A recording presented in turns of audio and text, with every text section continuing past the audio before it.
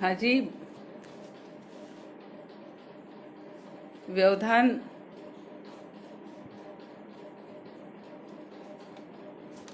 व्यवधान हो गया था। हम बात कर रहे थे महेंद्री की। तो महेंद्री पात्र जो है ये भी ओरिजिनल इनके जीवन की भी जो यथार्थ घटना थी, उस घटना को मैंने सिमरन के साथ जोड़ा है, उस सिमरन नाम के पात्र के साथ जोड़ा है। इसके बाद एक और विशेषता मैं बताने चाहूँगी कि जो किन्नर समुदाय के जो भोपाल से संबंधित और भी बाकी जो घटना थी वो सर बता चुके हैं। और कि एक सामान्य वर्ग, मैं जब भी उनके घर गई हूँ और मैंने देखा है कि सामान्य वर्ग की बच्चियां हर डेरे पर पल रही है, एक एक बच्चियां हर डेरे पर पल रही हैं। और जिस तरह वो पल रही हैं, उनको उनका जो लालन पोषण हो रहा है, मैं देखकर इतनी हतप्रभ थी कि मजाल है कोई उन्हें डांट दे। उनको जीविका के पूरे साधन उपलब्ध हैं, इतने ऐशो आराम में वो बच्चियां पल रही हैं। आते जाते हर किन्नर समुदाय के जो भी वो बधाई लेकर आते हैं, वो बेटियों को उनके हाथ में शगुन के रूप में रखते हैं। तो ये सब देखकर मुझे ऐसा लगा कि कितनी संवेदनाएं हैं इनके भीतर, और उन संवेदनाओं को हमने नज़रअंदाज कर उनकी एक छोटी सी कमजोरी, शारीरिक विकृति को हमने इतना बड़ा रूप मान लिया। तो इस लेखन के माध्यम से, जैसा कि अभी सर ने बताया, फिरोज सर ने, कि 19 उपन्यास आ चुके हैं। इसके अलावा भी और विधाओं में काम हो रहा है, कहानियां भी लिखी गई हैं। एक लघु कथा संग्रह मेरे द्वारा संपादित हुआ है और एक मेरा खुद का लघु कथा संग्रह है किन्नर समुदाय को लेकर, एक आदरणीय पारस दासोद जी का। तो इस तरह जिस भी विधा में काम हो रहा है, कई बच्चे हैं जो इन पर शोध कर रहे हैं, आज की जो पीढ़ी है उन पर शोध कर रही है। तो इन सब के माध्यम से मेरा ये कहना है कि आवाज समाज तक देर सवेर जाएगी और जा रही है। इसी का परिणाम है कि लोग जुड़ते जा रहे हैं। और आज जैसा कि हम देख रहे हैं कि सरकार के द्वारा भी भले ही अभी वो इतने कहना चाहिए इतने समर्थ नियम का पालन नहीं हो पा रहा है, उन तक वो सब सुविधाएं नहीं पहुंच पा रही हैं, लेकिन शीघ्र ही निकट भविष्य में उन तक ये समस्याएं, सब सुविधाएं उपलब्ध होंगी। इस कथा में और भी बहुत सारी, जैसे भाषा शैली की बात थी, मैंने कुछ 4-5 ही उपन्यास इस संबंध में पढ़े हैं। तो मुझे भाषाओं का थोड़ा सा अभाव देखने को मिला था। मैंने ये प्रयास किया है, जैसा कि अभी विजय सर ने भी बात की है, मैंने प्रयास किया है कि भाषा का जब तक हम उस किसी भी पात्र की अगर हम बात करते हैं और अगर उस पात्र की भाषा को हम उपलब्ध वहाँ पर नहीं रखते हैं और या संवाद उस भाषा के माध्यम से नहीं होते हैं, तो फिर ये बात हमें कुछ अधूरी सी लगती है, उसमें स्वाभाविकता की कमी हमें नजर आती है। तो इस तरह मैंने अपनी तरफ से पूरा प्रयास किया है कि इनकी भाषा को भी, हालांकि उस भाषा को मैंने नहीं छुआ है। मेरी पायल जी से भी बात हुई थी लखनऊ में, जब मैं उनके यहाँ गई थी, तो उन्होंने भी मुझे वो भाषा जो उनकी व्यक्तिगत होती है उसके कुछ शब्द जरूर बताए थे कि हमारी जो ओरिजिनल भाषा होती है वो आप नहीं समझ सकते। मनीषा जी ने भी वही बात की है कि कृपया जो भी इस वर्ग से पर काम करना चाहता है वो उस भाषा को न छेड़े। तो उस भाषा को नहीं, लेकिन जो जिस भाषा में वे हमसे रूबरू होते हैं वो भाषा का मैंने प्रयोग किया है।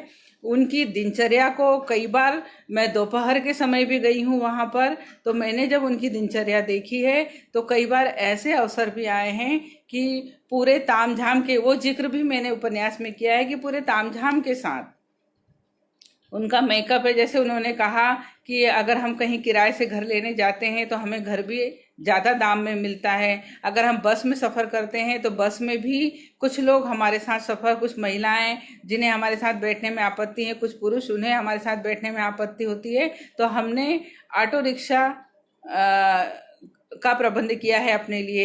ऑटो में जाना ये भी एक भारी खर्च है।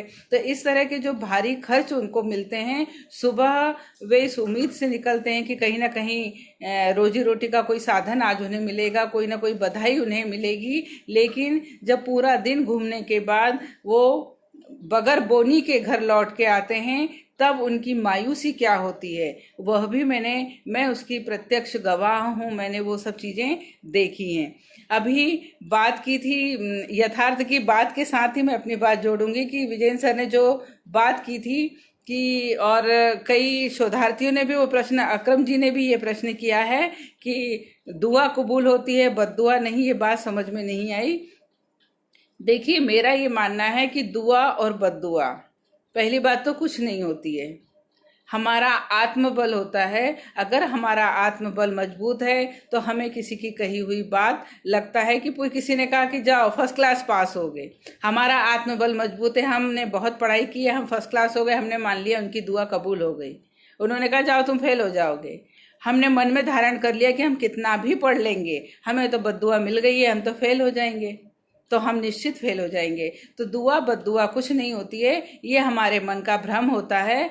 जो घटना जिसका जिक्र उन्होंने किया था अभी विजयन सर ने, कि मैंने एक घटना वो भी इसमें ली है, क्योंकि बहुत आवश्यक है कि हम अपनी बात को तर्क के साथ रखें। तो बिल्कुल हमारे पड़ोस की ये घटना है। जो मणि पात्र है वो भी ओरिजिनल है। जो फौज में हैं, उनकी शादी के समय जब किन्नरों ने मुंह मांगा, जब बधाई मांगी और उनके घर के लोगों ने देना मना कर दिया, इनकार कर दिया, अपनी असमर्थता जताई, तब उन्होंने बद्दुआ देना शुरू किया। और जो मणि हैं उन्होंने आकर एक भी रुपया देने से इनकार कर दिया। उन्होंने कहा आपको जितनी बद्दुआ देना है आप दो। उन्होंने कहा कि हमारी दुआ से ही इस घर, मतलब घरों में बच्चे जन्मते हैं, बेटे जन्मते। उन्होंने कहा आप बिल्कुल जाइए, आपको कोई भी बधाई नहीं मिलेगी। और रही बात की बच्चे की जन्म की, मैं 1 साल के अंदर आपको इस घर में बेटा जन्म करके बताऊंगा। बच्चा जन्म देना मेरा काम है। आप यकीन मानिए, आज वो 7 साल का बेटा, इतना शानदार बेटा है वो और है। तो ये हमारे सोचने के ऊपर है कि हम किसी भी चीज को मतलब उसके सकारात्मक पक्ष नकारात्मक पक्ष दोनों को देखकर उसके वैज्ञानिक पक्ष को, क्योंकि आज विज्ञान मतलब अंधविश्वास के नाम पर जो भी घटनाएं हो रही हैं, उन सब घटनाओं को देखते हुए बहुत आवश्यक है कि हम विज्ञान से अपने आप को जोड़ें और तर्क को बहुत चुनौती के साथ, उसकी कसौटी के साथ कस के हम फिर उन चीज़ों को समाज की ओर लेकर आएं, क्योंकि यही चीज़ें परंपरा बन जाती हैं, यही चीज़ें फिर आगे जाके रूढ़ियां बन जाती हैं और लोगों के जीवन में विसंगतियां उत्पन्न करती हैं। तो ये पात्र भी मैंने इसमें रखा है। मैं वहाँ बैठी थी, मैंने देखा कि कई लोग इस तरह के आए कि जो मुझे संदिग्ध दिखे।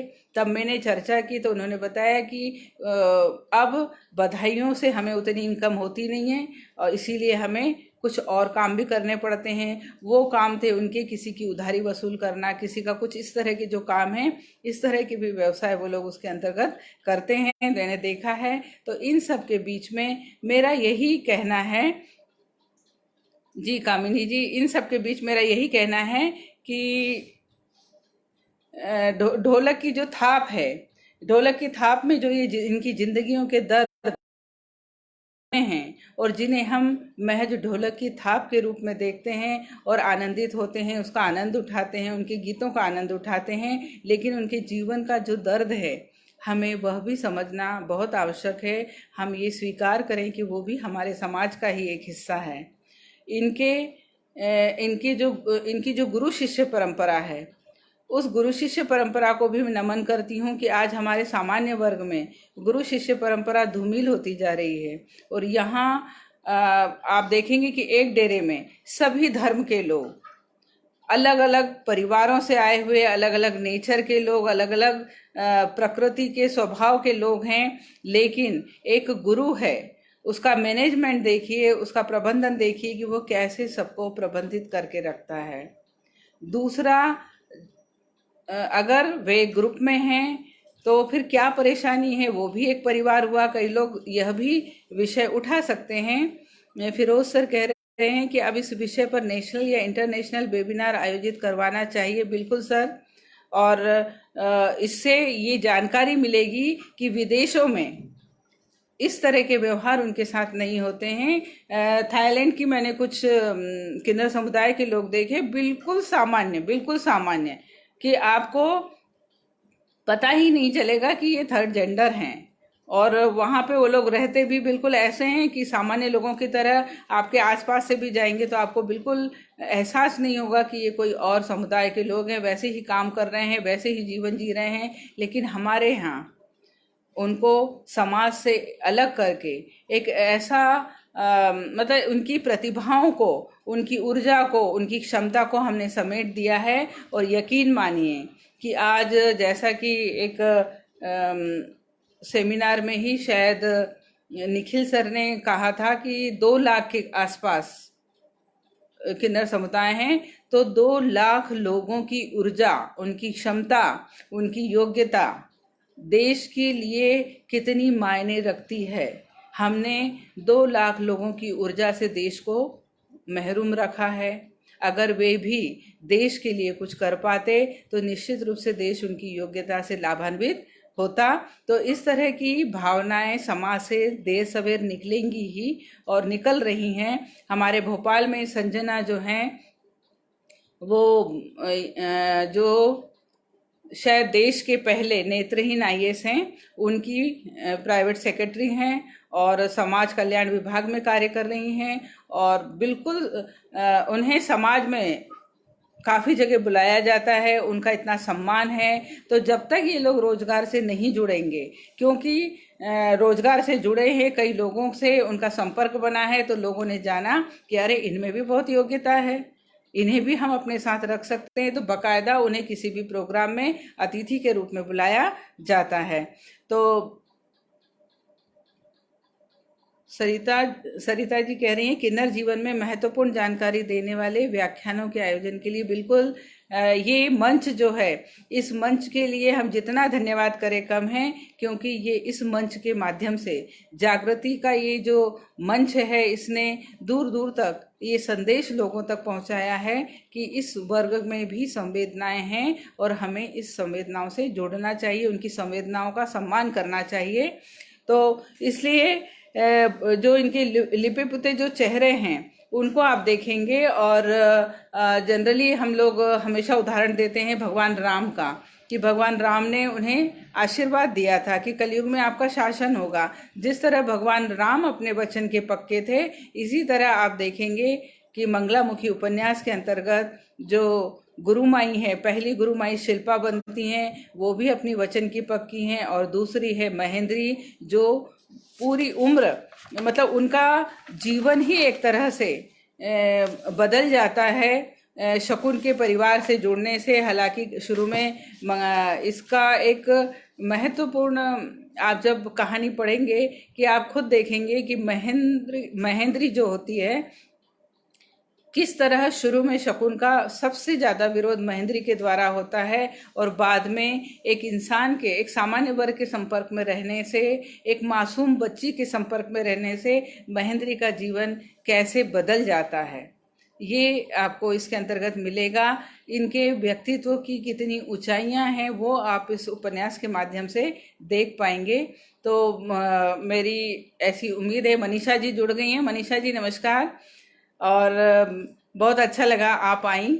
हमारी मनीषा जी को मैं जब भी सुनती हूँ, मैं हमेशा उनसे कहती हूँ कि जिस तरह मैंने अभी बात की है कि इनकी क्षमताओं से देश ने अपना नुकसान किया है। मनीषा जी जब भी बोलती हैं, मेरी उनसे हमेशा इसी को लेके बात होती है कि आप कितना अच्छा बोलती हैं, कितनी गंभीरता के साथ बोलती हैं, आपके बोलने में एक सच्चाई हमें दिखाई देती है। तो इस तरह, और वे शिक्षा से जुड़े कई काम कर रही हैं, कई बोर्ड समिति की आप सदस्य भी रही हैं। तो इस तरह समाज में बदलाव तो आया है, और आगे और भी बदलाव हम देखते हैं। और जो युवा पीढ़ी आज इस विषय को लेकर शोध कर रही है, उस पीढ़ी से हमें बहुत उम्मीदें हैं कि वे वैज्ञानिक तर्क के साथ अपनी बातें रखेंगी, और समाज में जो भी मिथ्या धारणाएं हैं, जो भी मिथक इनके माध्यम से बने हुए हैं, उसको तोड़ते हुए एक नई सोच समाज में उपलब्ध कराएंगी। ऐसी नई शोधार्थी पीढ़ियों से मेरी उम्मीद है। और मैं समझती हूँ कि शायद समय हो गया है, बीच में थोड़ा सा व्यवधान हो गया था। आप सभी ने मुझे सुना, उसी तरह मुझे उम्मीद है कि आप मेरे उपन्यास को भी सराहेंगे। आप सभी का बहुत बहुत आभार, धन्यवाद, बहुत बहुत धन्यवाद।